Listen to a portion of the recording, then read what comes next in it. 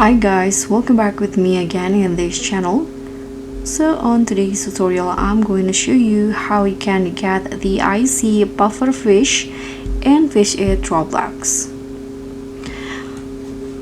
So if you want to complete your Christmas event in here, the daily quest, as you guys can see, you will get the quest to catch the icy puffer fish. So if you're wondering where is the location to get this fish, right here. So what you need to do is just go inside the Christmas island and go to these fishing spots. There are four like pools in here where you can go fishing to get this fish in here.